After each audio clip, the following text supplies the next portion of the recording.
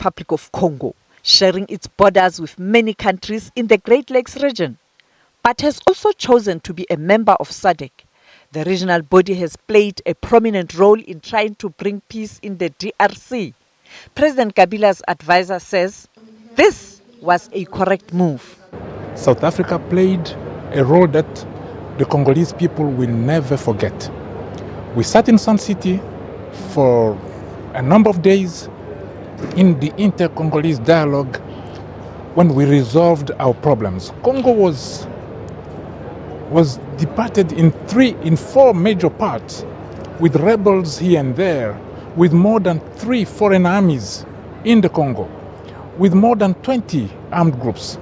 But thanks to the Sun City Agreement, which was really a work of the South African people, we managed to get our issues resolved and come back here and start the democratic process.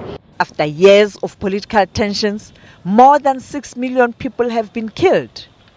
The war is as a result of scramble for mineral resources of the country. Tensions are continuing as rebels in the eastern part of the country are still fighting. What President Kabila has been able to do is, first of all, to build a strong army. No country can claim to be a sovereign, independent country when you don't have an army to defend your borders. President Kabila has been able to build a strong army which is in place today, and that army has proven that it can do the task of defending the Congolese people and their belongings. Second, the whole world is here helping us to reach that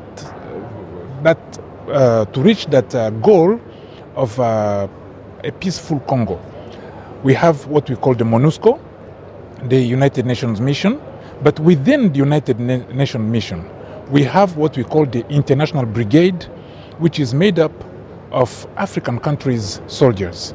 And that International Brigade is led by a South African general, Army General. He is the one who's commanding that force. And we rely on that force to help the Congolese army really maintain peace in the Congo. South Africa continues to help the DRC. One of the reasons why South Africa is here and has been here since time immemorial now, it is because we want peace and stability in the Democratic Republic of Congo. Already in the eastern part of the DRC, we see that the nature of that war is changing. You can see there are elements of terrorism.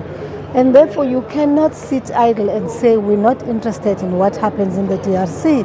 It is important that all of us be worried, be concerned, because you do have elements which seek to destabilize the entire continent. We intend to propose to the DRC that the committee that oversees the implementation of the Commission agreements should meet in South Africa next month. Because, as you know, the DRC is preparing for elections, and it would be a burden on them to be hosting us again. So we will be having them. Hopefully they will agree in mid-November, around the 14th of November.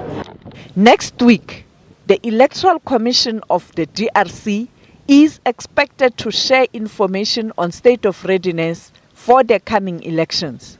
The Commission has invited the international media following concerns that the electoral body in that country is not transparent.